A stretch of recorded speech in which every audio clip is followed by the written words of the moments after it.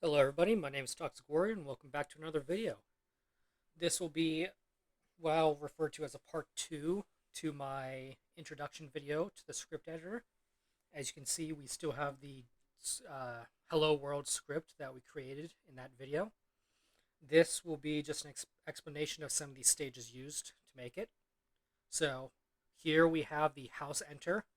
This, as I stated in the last video, is a block that is a must to have. It's one of these start blocks that you have to use. So of what's available, there's 4. One of these 4 blocks have to be used in your script. It's easier usually just to have the house enter block, just so everything runs, we'll call it easier whenever you load the script in. The next we see here is the script key block. This is what you'll label the script as. So if a staff member needs to take a look at something, they will see that script key. That is basically the internal name for that script. The script name, however, is what you would see. It's like the title. That's what the script name block pretty much is. That's the title for your script. The author name, that's you can put whatever your actual IGN is, or you don't need that. You don't need any of these dummy stages, but they help expand what a script looks like. As you can see, these are the available dummy stages. In this specific area, you can have script key, script name, author name, allow rejoining. Allow rejoining is what you would add if you want a player to rejoin where they last were in the quest if they were to leave the server.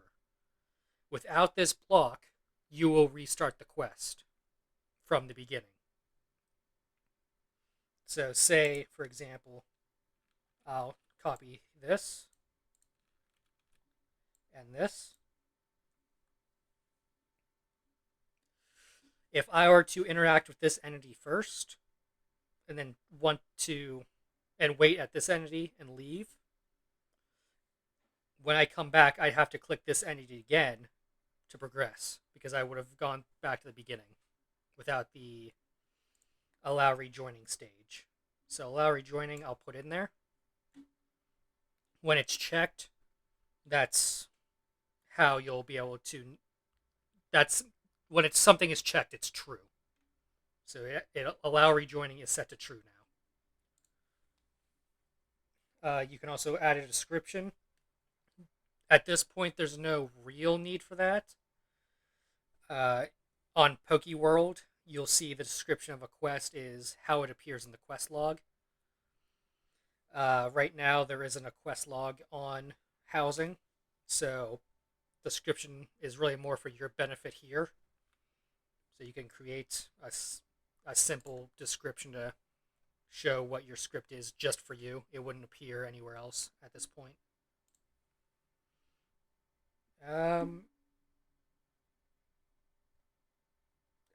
That's all that would be really involved in here. These other dummy stages would be involved later in the script. Okay, so we've gone over these dummy stages. Now let's go over these action stages. So the first one we see here is the create entity. You'll use one of these stages every time you want to create an NPC. If we take a look here, there's 3 different create entities blocks. Just so you know, I'm going to be interchanging blocks and stages. They're the same thing, but blocks and stages are the same thing when I refer to them. So we have this create entity block, which is used here. It creates an actual NPC, a player, So a person, rather. The second create entity is creates mobs. As you can see here, the list available are horse, cow, skeleton, zombie, creeper, spider, pig, sheep, chicken, rabbit, villager, iron golem, snow golem, ocelot. Yeah, you get the picture. A lot of mobs. Wither, uh, and I'm pretty sure it's here. Hold on. There it is. Ender Dragon. Those are the favorite ones I see in here. You can also spawn in armor stand and minecart because those are technically entities. But the general list here is mobs. Part of this, we'll just dig into this while it's here. Again, these types of blocks have the key property. This will be used when you later reference these entities in the highlight click entity block, for example. You will use whatever you place here in the key to interact with that entity later. Name, this is what appears above that NPC. So when it spawns in, if for the example, we'll spawn in a horse with the name above it, My Fast Horse. Its name is giving it a name tag. You can set to choose to make this mob a baby. Obviously, there are some things that won't apply to this, like the Ender Dragon or minecart or an armor stand. You know, there's a few things in the list. Look, this implies that the mob or entity will be looking at you when checked. Sleeping, basically whatever the NPC is will be laying on its back, or for the example of a horse, it will be sitting, looking vertical, pretty much. A zombie would be laying on its back. Glow. This would only apply to Java. Bedrock does not have the benefit of glow, but it would outline the entity with a glowing outline. Speed. These don't move, so speed really is irrelevant. Visible. Basically, you can have the entity being visible but glowing, so it'd show an invisible entity but have a glowing outline. That's the only reason visible is really there. It's if you wanted to create a block in space and then highlight that block without actually showing what the block is. But again, that only applies to Java. And then location X, Y, and Z is where you place it within the world. When we go into actual script making, I'll go into detail of how you get those coordinates because they are not the world coordinates. There's a special command you have to use. And yaw is what direction it spawns in facing. So this ranges from 0 to 360, so full circle. You can see that you have the benefit of a circle here just to show the angles. But you can use, again, on Java, it's easy. You can F3 and see what yaw you want to use. But you'll also use a special command to see that. It will be the same command how you get the coordinates. But we'll get rid of this. Again, most of that is still the same. Well, pitch here is how you want I believe the entity rotated. So, I think maybe just the head, actually. So, usually the pitch is set at 0 if you want to just, like, the head level, looking ahead. But a downward angle, would mean things looking... Oh, I'm sorry. I'm trying to think about this. So, at 45-degree angle, it's looking up. Usually in the actual scripting, you use negative angles. So if you were to do negative 45, it actually converts here. Negative 45 would be looking down, or 315 degrees, I think.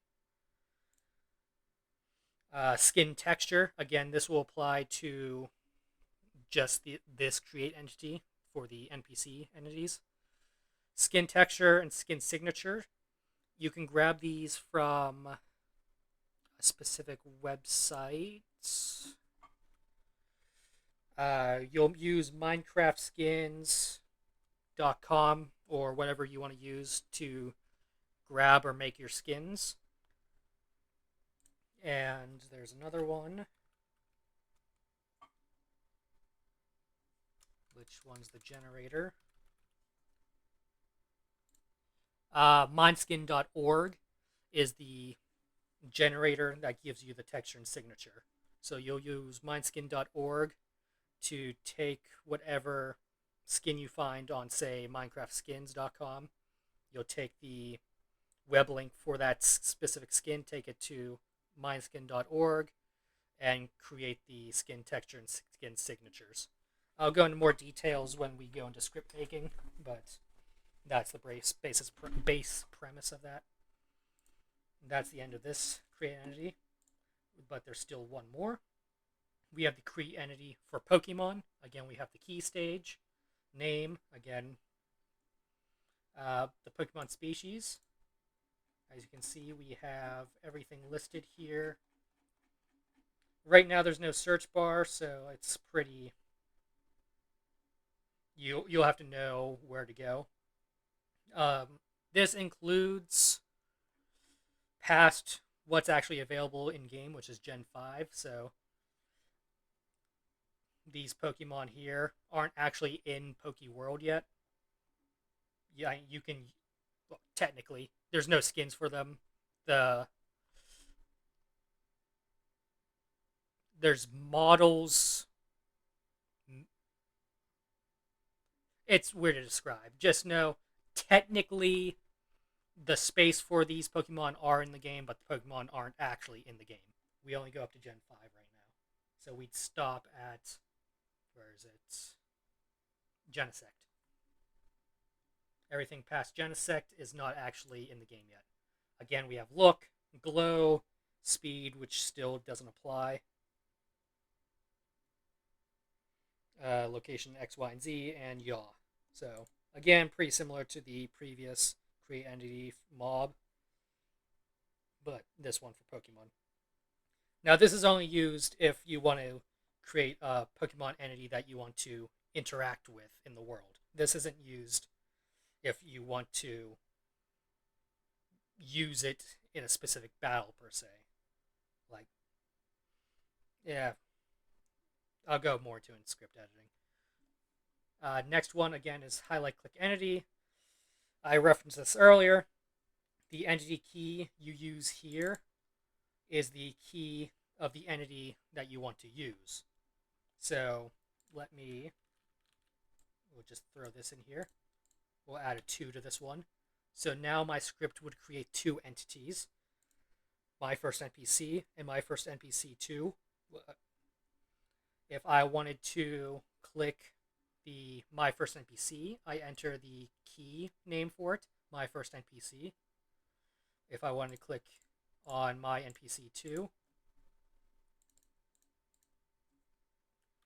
I'd make that the key my first NPC 2, and I'll now click on that NPC.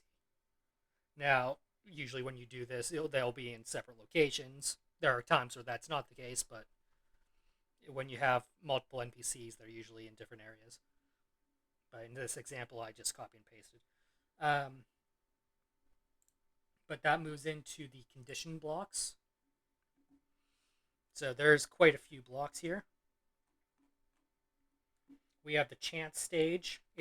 Chance stage is used how it's described. It's used to make chance for the player to either progress or leave the script. Usually it's used for, if any of you are familiar with Pokeworld, it's used whenever you have a certain chance at a reward, for example. Recent example I can think of is the Cosmic Discovery Quest, where you have a 40% chance at receiving an egg. That's what this stage is used on. So chance, 40%. Either you go get that reward or you leave the script then. Required playtime. Oh, sorry. The required playtime. This is used usually alongside the Oh, script not complete. No. Which one is this going to be? It's joined with something. I forget the exact block. Hold on.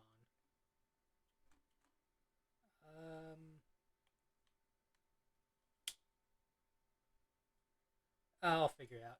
Ignore that for now because it's similar to this one. Create entity. It's the same as.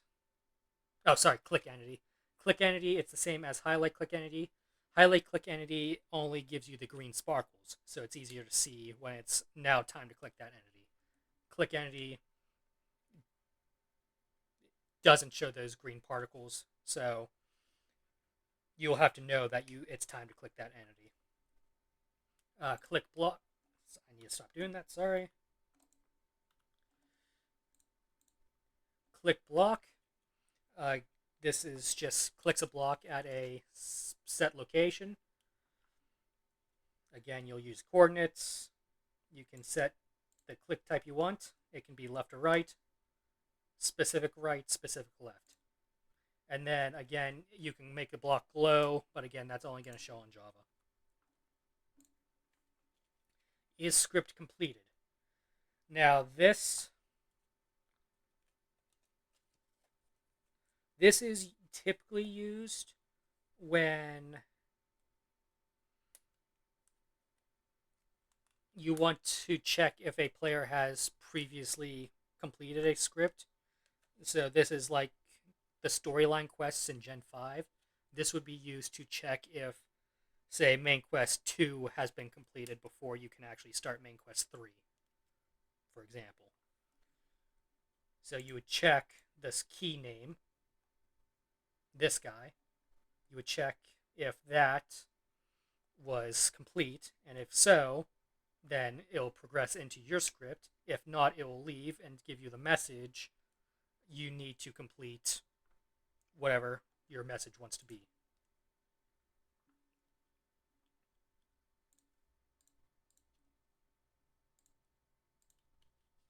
Sorry, I'm get lost. Distance traveled. It will progress once you have traveled however many blocks you have set. Simple one.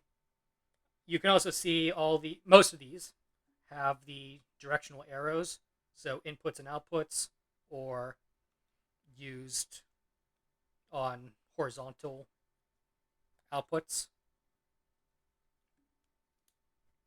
Script not completed. You would use this to check if you've already completed a script. So this block and this block would go hand in hand in both. For going back to that main quest example, this one would be used to check if a previous quest has been completed. This one would check to see if this specific quest has been completed. This does not actually work. The word this, you would actually need to add the script name for this. So you would actually use the script key here to check if you've already completed this script. And if this script has already been completed, then you can send a message using the text block. You have already completed this script. Or we'll call it quest for simplicity. So if you've already gone through this once and try re-click, oh, I put this in the wrong place.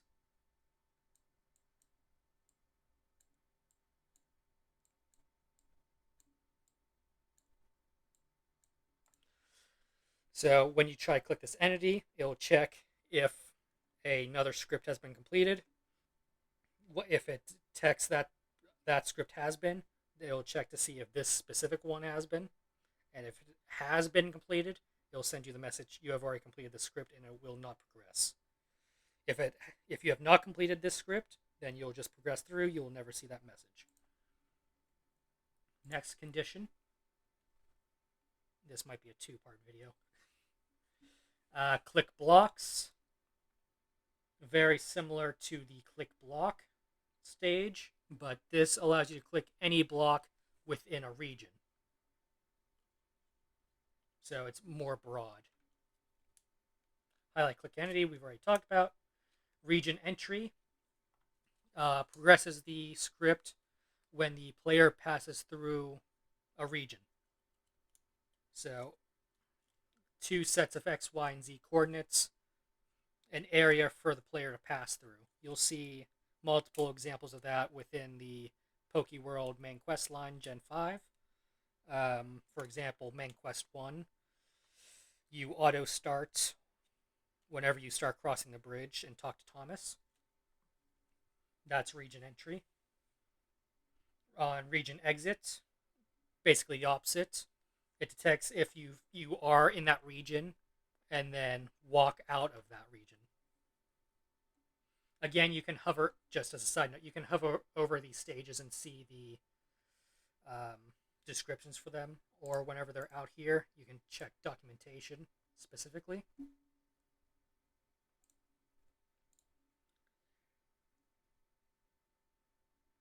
Has team checks to see if you are on a specific gym team.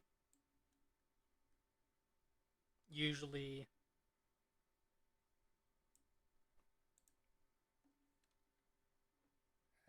let me verify that.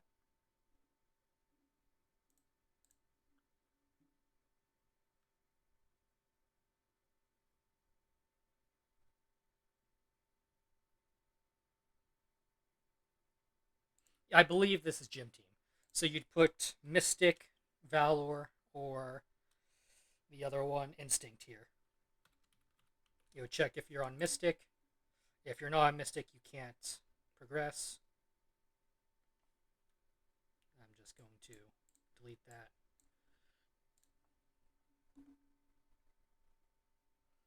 Book requires the player to read a specific book to progress. You see the create list block here, and the book would have multiple lines because of the create list.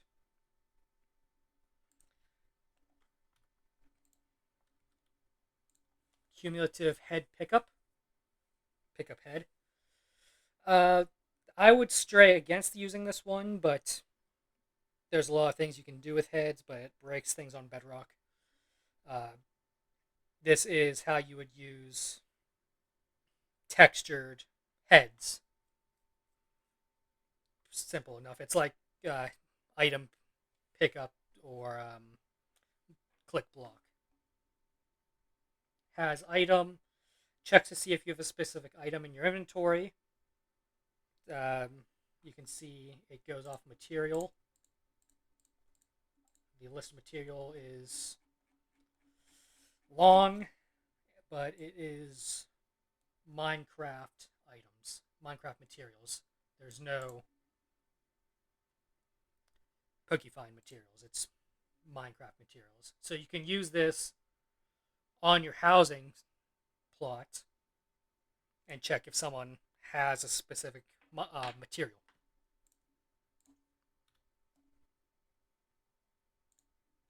And key pressed. That's one simple enough. When a player has pressed a specific key, in this case, your options are WASD, Shift, F, and 1 through 9. Sorry about that. The only, just while I happen to do that, you can scroll in and out to get to the different points in your script. You can also zoom out and zoom in here, or find the center point of your script.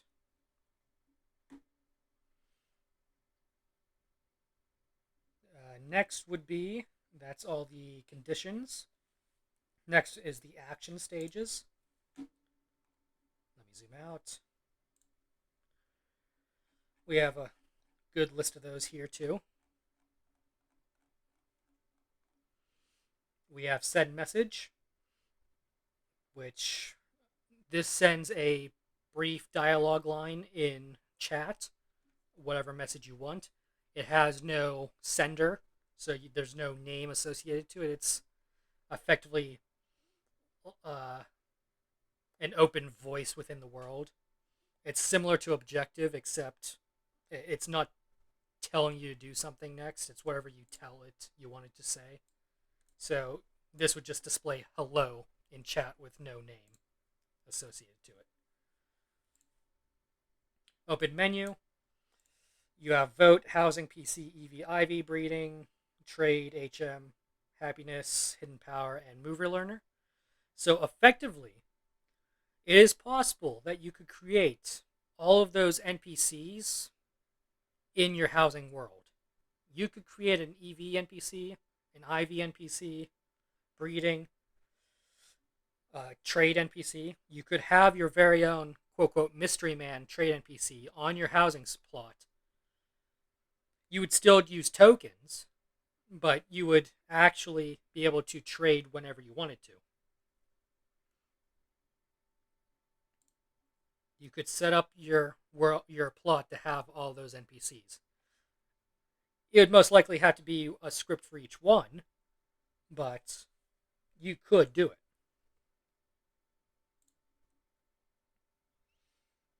I'll make an example of that in a future video. Play sound. Used to use some ambience within a script. Most notably, it would be used at the end of a quest to give you the completion sound, which is it here? That's a good long list.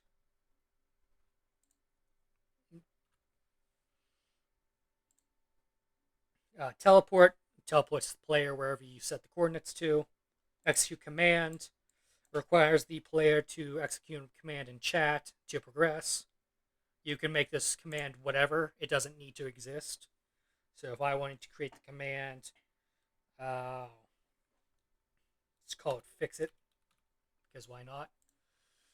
You would, to progress, you would have to type /fixit in chat, and then you'd progress on to the next part. Now, it doesn't tell you that you need to do it. So if you're making a script, you would have to preference beforehand to tell the player, hey, you need to type this command to progress. Create entity, we've gone over. Checkpoint, that's specifically used in something like parkours. It creates a hologram to indicate where the checkpoint is to the player. You pass through it, and if you were to fall 10 blocks from that point, then you'll be sent back there. Complete script. This is used at the end and is partnered with script not completed. So you would use this at the end, near the end of your script. You would type in hello world or whatever your script key is, and it would physically complete that script now. So internally, your script is complete. It is based off of this. You go through again. It says, hey, did you set this complete? It says yes. And now it'll say, okay, script complete. You have already completed this quest. So that's how that's set up. I can actually add that to the end of this to make it easier to view. And I did not add before, but I'll add it here. Leave script. You always just want to do that to clean things up at the end. Just make sure everything's gone after you've completed the script. Usually, if it's left hanging, it'll still do the same thing. But this makes sure everything's nice and wrapped up at the end.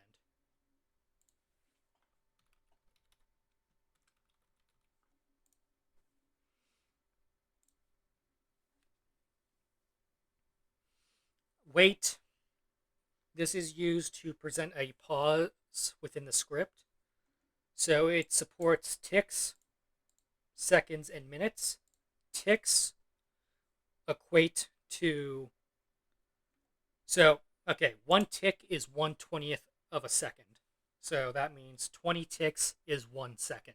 That's the equation, or that's the equality between the two. Now, This is used if you just want a subtle pause just to separate something that's not even going to be noticed as a pause.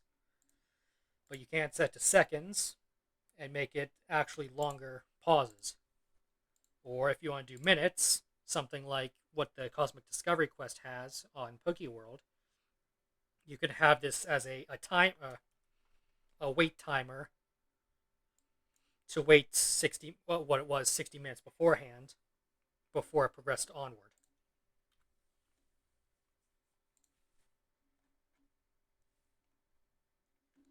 Send complete message. This basically says completed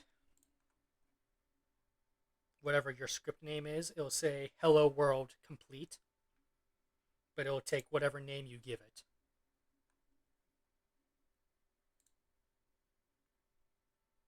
And it will be added near the end.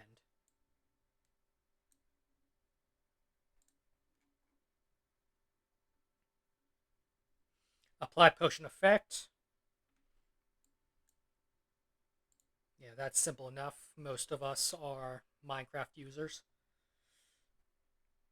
You have a list of effects here, nice and easy. Give yourself slow falling, or maybe you want to give someone mining fatigue or night vision. It's whatever.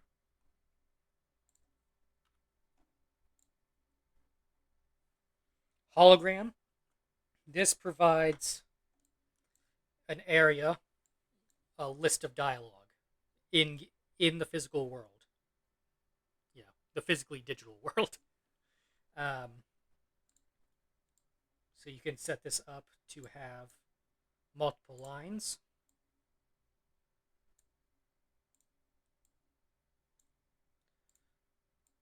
To expand the create list, you basically have to try to plug it in here and it'll drop down a new one. Simple as that. You'll see it tries to highlight it there, but it will open a new one. But with this example, you'll have 4 separate lines of text in game at a set location.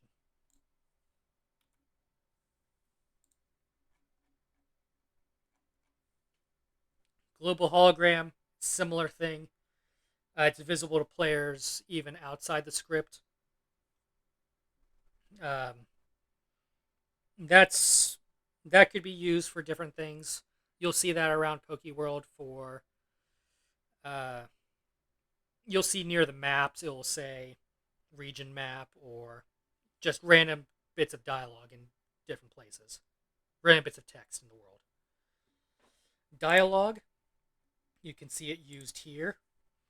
The dialogue block initiates the dialogue, but you need dialogue message within along with the text block, as you can see here. Something to note, you will need, the way dialogue is set up currently, you need to have, maybe they fixed it, but it was, you needed to have 2 different dialogue messages for it to work. In that case, if you only just wanted one, you could theoretically just put in the space character. So the second line would just be blank space. Dialogue speed, how quickly the dialogue runs through. Can you move during the dialogue? If it's checked, yes, you can. If it's not checked, then you are frozen in place while the dialogue progresses. Next button provides you the button to skip past the dialogue as quickly as possible. Obviously, it's not a full skip through, but it's close enough. Next action block is the chair. Creates a chair. Not much more to say about that.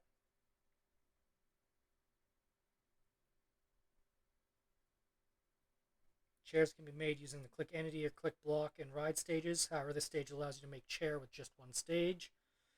Start timer. This is used. I'm trying to think of an example. I think this would be used in Main Quest 8 on Gen 5 in the timed maze. So you have a timer.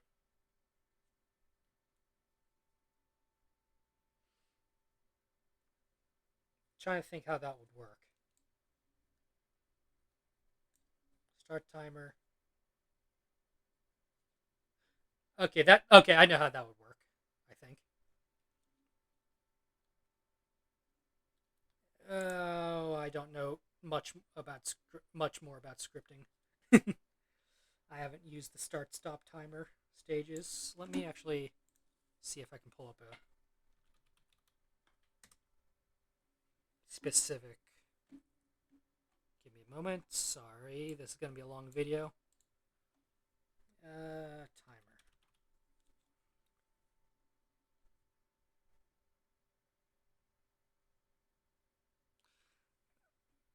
Informs the player of their time and whether their time is a new high score for them. Interesting. I would think that would be applied to the timed maze, but I can't think of how it would work. So we're going to disregard that for now. Sorry. I can't think of the execution on that reliably.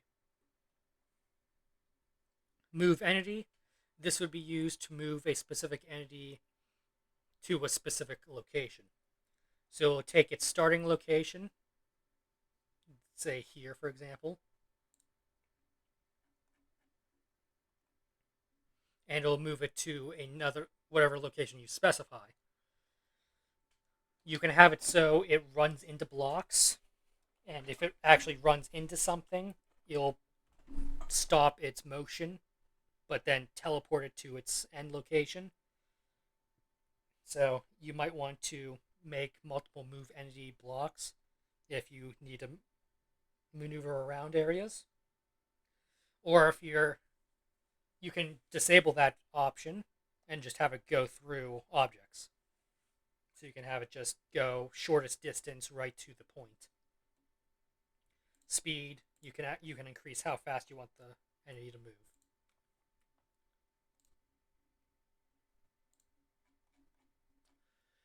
Finally, move on to the Battle NPC and the Battle Wild Pokemon stages.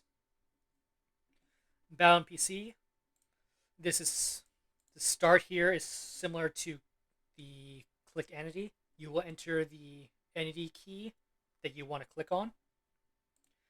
You'll be met by the introduction dialogue, and you'll create the win and lose dialogue. So win dialogue is the dialogue for when you win. You can have it say whatever. Similar again, same with the lose dialogue. You can have it say whatever when you lose. You can have whoever say it. It doesn't need to be. It can be you. It can be your opponent. It can be the wind. You can say whatever. And then you'll come here and create their team. As you can see here, this defaults to only a single Pokemon, but you will use the create list block. Let me separate this. Add it. Come on.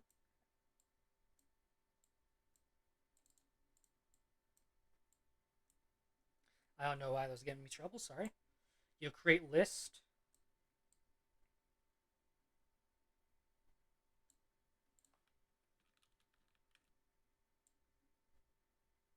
By the way, that's just Control C, Control V. Just me easily getting the second one. Excuse me. Then, again, you want to get a third text option here.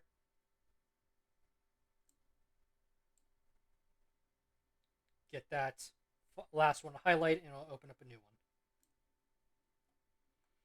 You have to be very specific with this. It doesn't like being off screen. Come on.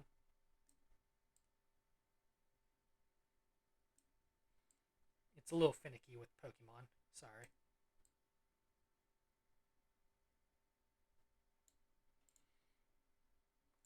I'll try to do that again quicker.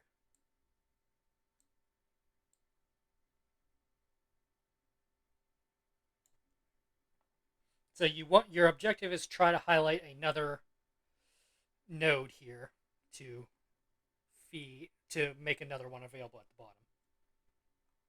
But you can see this gets rather long, rather quick. All you have to do is scroll out, scroll in to move up and down. But now you can create your Pokemon species. Again, this goes past Gen 5, but technically, I think they'd show up as invisible models, but technically you could use Pokemon that don't currently exist, but they'd be invisible, and you'd create custom movesets. It really doesn't matter. They're not real. It's as if it's basically like making any whatever entity have whatever moveset. It doesn't really matter. But down at the bottom, you'll have the anniversary Pokemon as well. You can specify the level of Pokemon, gender, the abilities. I'm not sure which ability set this is based on. I don't think it's using what's it should be. You have the natures and an item you want it to hold. You can see it uses what looks like every Pokeworld item. That's, we'll ignore that. The move list has every move. Again, I don't know if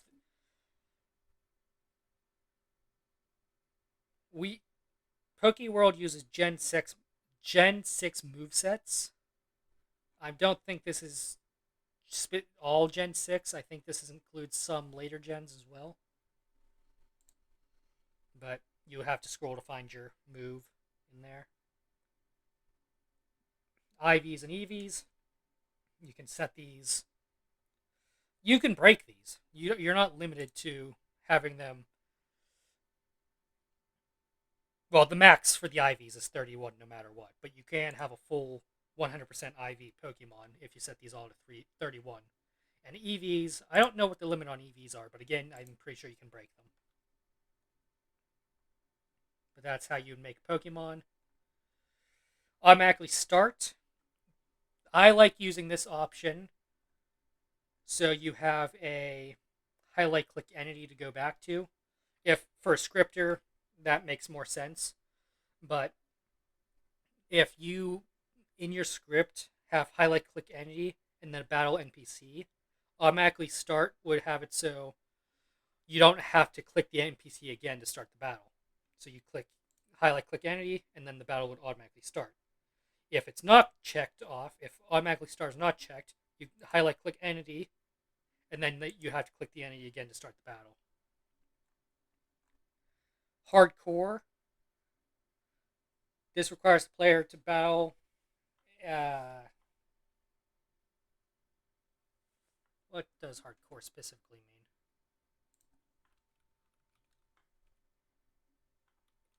Oops.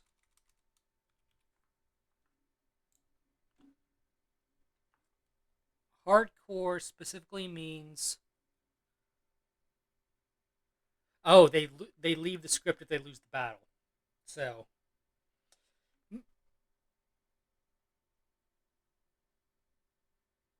I can't think of an example where that's actually used, but it's there. Progress loss.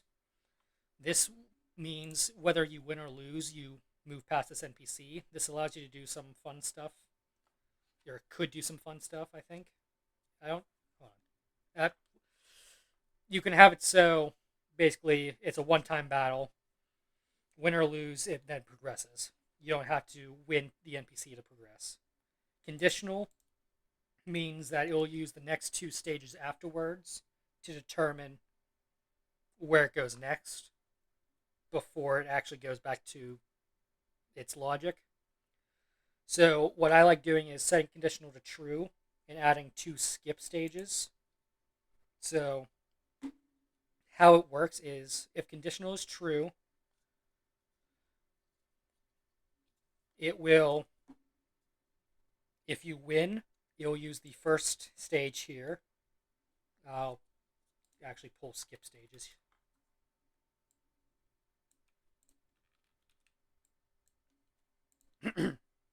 So if conditional is true and you win the battle, it'll take this skip. It'll take this stage.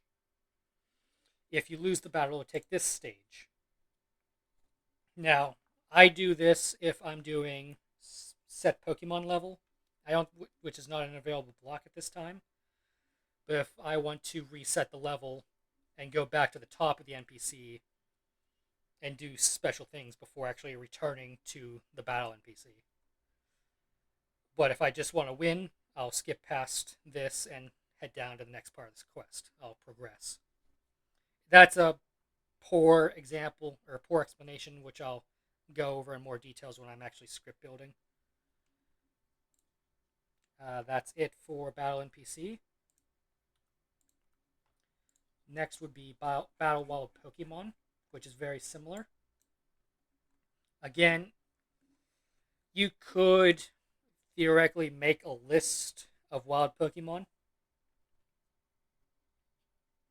The location here is where those Pokemon would be standing for the battle.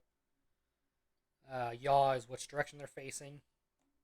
But other than that, it's the same thing. These do automatically start. There's no click entity for these. And everything else that was mentioned before, the final properties at the bottom, are not available here. Okay, next we move on to hide and show. These are used together. So hide and show are used to, as the name suggests, hide and show your created entities in the script. Because obviously, you may not want all your entities to be visible to the player the entire time. You may just want your start NPC available, and then as you start progressing, you hide and show your entities. These can be thrown throughout the entire script, however you want to show and hide your entities, but you'd use the entity key set here to hide and show your entities. Most of the time, you'll have right at the start, right after you've created all your entities, but before you actually click your first entity, you'll hide all the entities except your start one. That's usually how it's set up.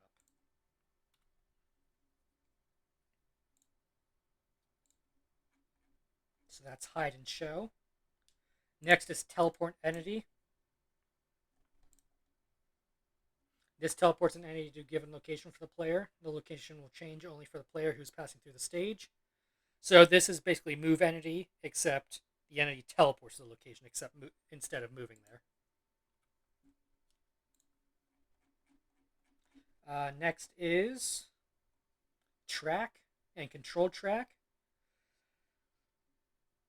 So this is useful for creating the effect of sliding on ice and making puzzles where the player must reach a destination by only moving forwards or sideways. Okay. Oops. I'm trying to think of an example for this one. Makes the player ride an invisible entity and travel along a specified path, useful for making trains, roller coaster boats, and more. The start and end location of the path are specified. So, as that states, that's good for making the player travel. This, I think, would be something like I want to say the magma puzzle for Main Quest 4 in Gen 5. So it keeps you moving certain directions. I want to say that's what that would be used for. Maybe not.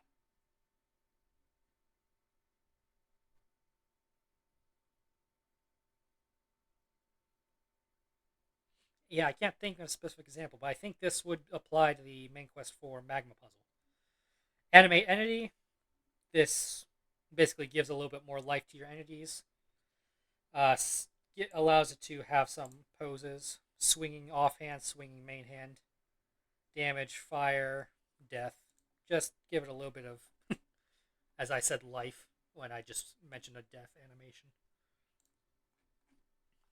Um, Ride makes the player ride an entity. You specify the entity you want to ride, and you can move that entity. So this would be for the older players, being able to ride your Pokemon and being able to move them around. And then unride. This you can either have it as a timed event or maybe when a key is pressed. So usually if you were to press shift or F to dismount, that's how you would unride. You would have to specify it with key pressed. You can do it as timed command with wait. There's a few things you could do to set that up, but simpler would be to do ride and then key pressed to then progress to unride. But you would not be able to have this in the same script as like a quest, because it would not be able to progress past any certain point until you were able to get off of it, which has its benefits but also has its drawbacks. And then beam, this refers to the beam a guardian throws out. So it's a very light beam, but it's a helix of light. You can have the source and target. Hold on. Excuse me. In the source and target destinations, you can have pretty much a light show if you wanted to. You could have these angled at different directions. Just think of how a guardian uses them and how they're angled. You can have it go on infinitely, or you can have it targeted at a specific end location. And then duration, you can have however long. That is the end of the action stages. So that covers action, conditions, dummy, start blocks. I didn't really talk about start blocks, actually. Start blocks, house enter. Allows you to automatically start your script when you enter your house. Enter region, whenever you enter the specified region of your house. Click to start. It requires you to click in a menu, such as the quest log menu, which doesn't actually work at this time, so that one isn't used at this point. Click item, so you would click an item in your inventory to start the quest. So again, like I said, house enter is the simplest one. It just starts automatically when you enter your house. All these other ones require you to do something. So those are the important blocks. Logic, you have the if statement. Everything else, that's for you to kind of mess around with. Math, again, you're really not going to do a lot with it. Text, you have your actual text block. Create text with a piece of text by joining together any number of items. And to uppercase converts whatever text to all uppercase. Trim spaces from both sides. Let me actually get it. Nope. This one doesn't actually have documentation, so you have to highlight it. Return a copy of the text with spaces removed from one or both ends. So I guess if you create a line of dialogue that has the space characters on the left or right before or after the actual dialogue, it removes them. Lists, we create list. We saw that. Create list with item. Creates a list consisting of the given value, repeated the specified number of times. And to make list from text with split text into a list of text, breaking at each delimiter. List from text, list from list. I can't think of examples where you would need these. The fun stages are these 5, the start blocks, the conditions, the dummies, the actions, and the objects. These barely get used. The text is the most important of these 4. But that covers just about everything. That's a brief explanation to every block.